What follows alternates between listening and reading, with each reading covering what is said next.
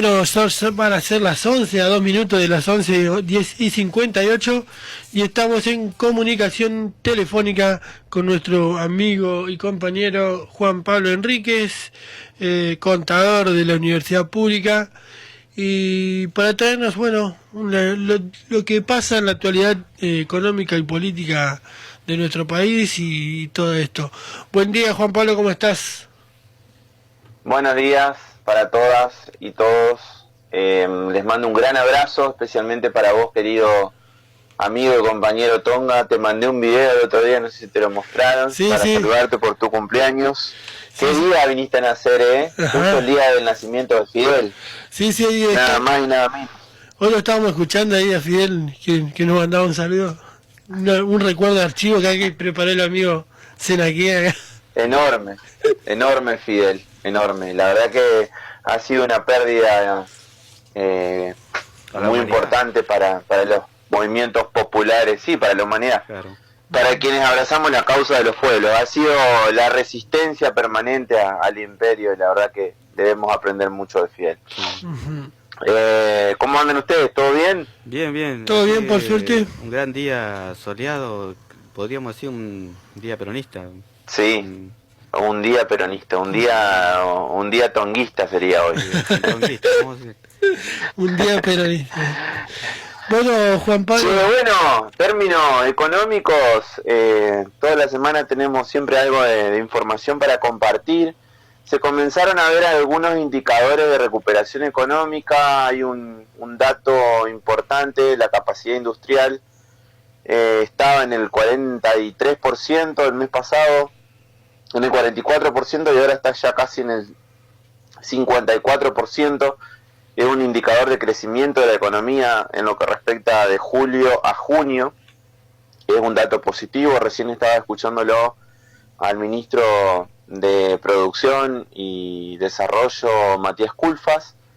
Están viendo con muy buenos ojos ese punto, ¿no? Ese dato.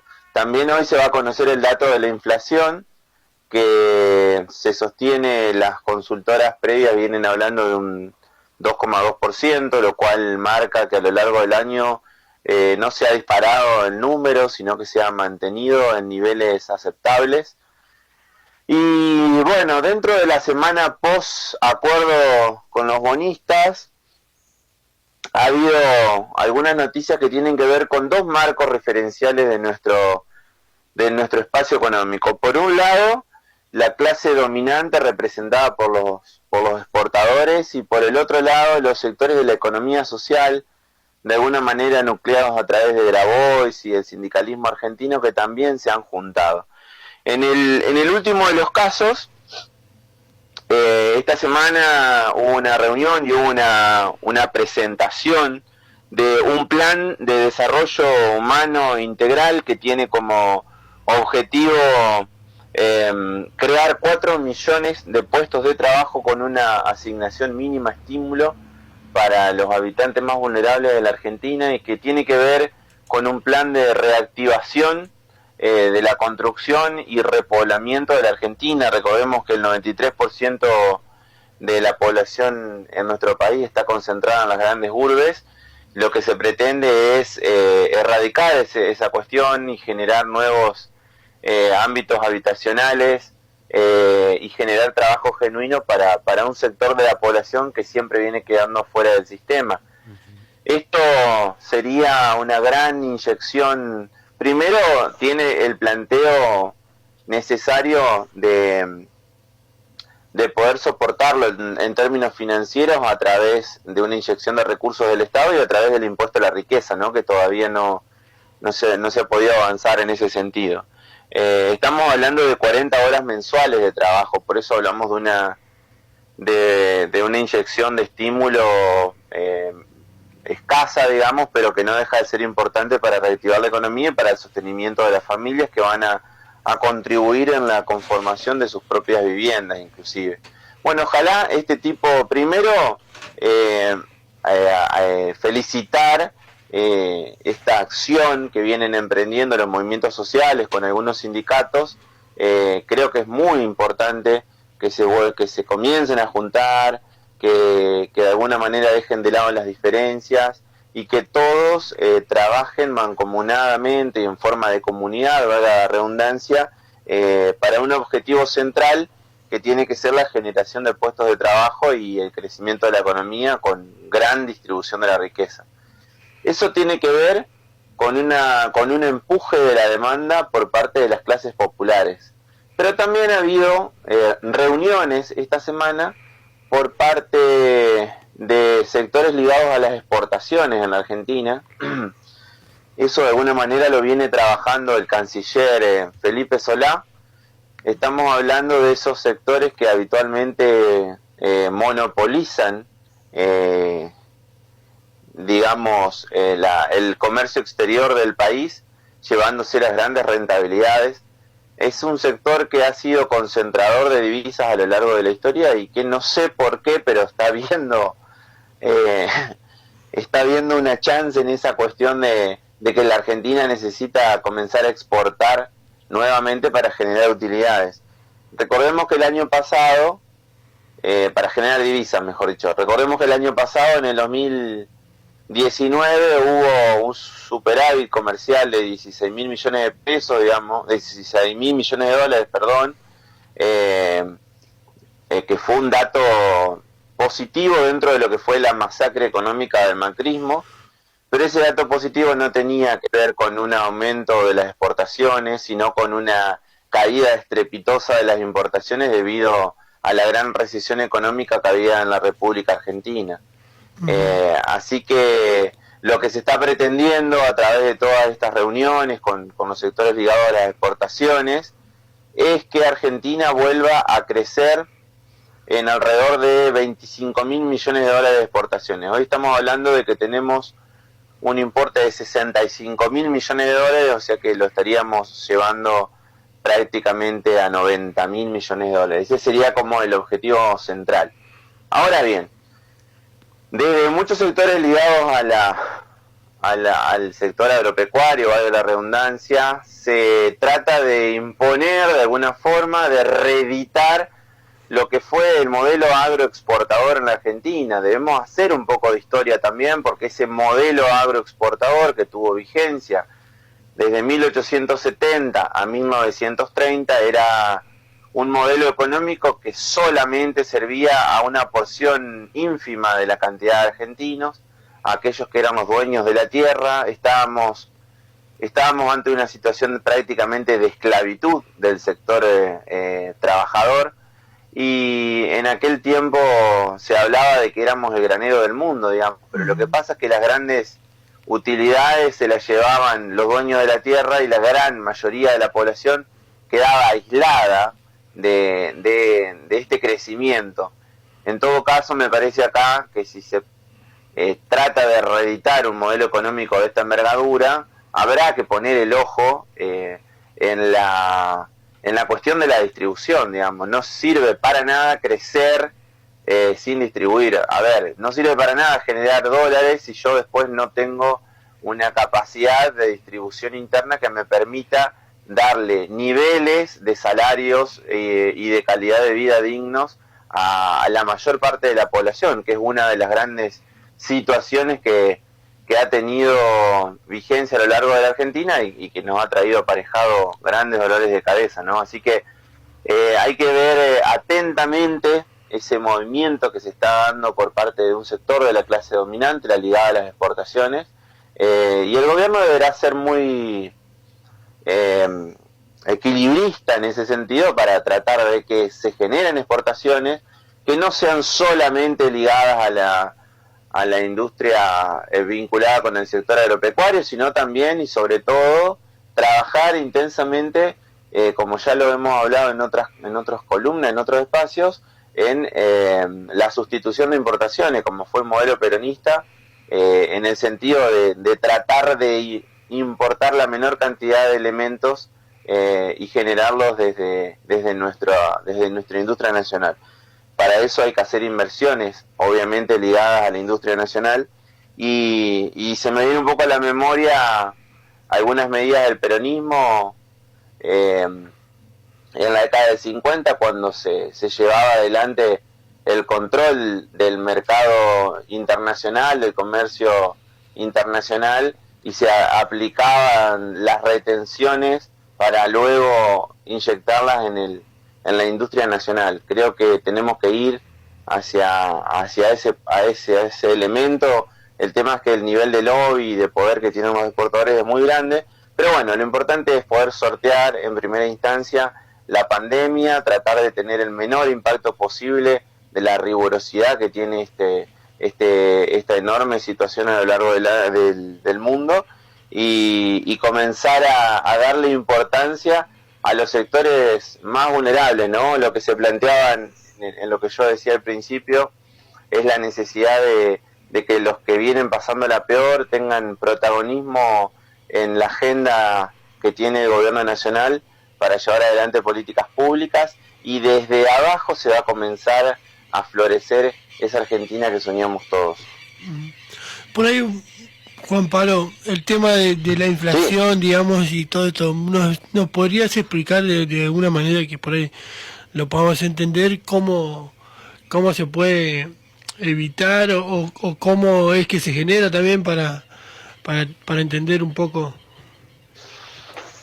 Sí, qué lindo debate, eso nos llevaría horas y programas enteros, porque generalmente las tendencias económicas, los ortodoxos, los monetaristas sostienen que la inflación es monocausal y que básicamente tiene que ver con la maquinita, ¿no? Con la impresión de billetes, con el aumento de la cantidad de dinero en la economía. Pero eso quedó demostrado a lo largo de la gestión de Cambiemos, que esa teoría no coincide para nada con la realidad, porque en la gestión de Cambiemos prácticamente no hubo aumento de la cantidad de dinero, no hicieron alargue de la utilización de la famosa maquinita, pero tuvimos niveles de inflación del 60% anual. Con lo cual esa teoría monetarista como causal de la inflación es una total aberración que sinceramente no tiene ningún asidero con la realidad. Desde la heterodoxia se plantea que la inflación es multicausal, que hay inflaciones ligadas a los costos, que hay inflaciones que tienen que ver con el tipo de cambio, y sobre todo con la concentración de la riqueza, ¿no? Justamente uno de los padecimientos más importantes que tiene la población y el que más duele en el bolsillo es la inflación que está ligada al aumento de los alimentos.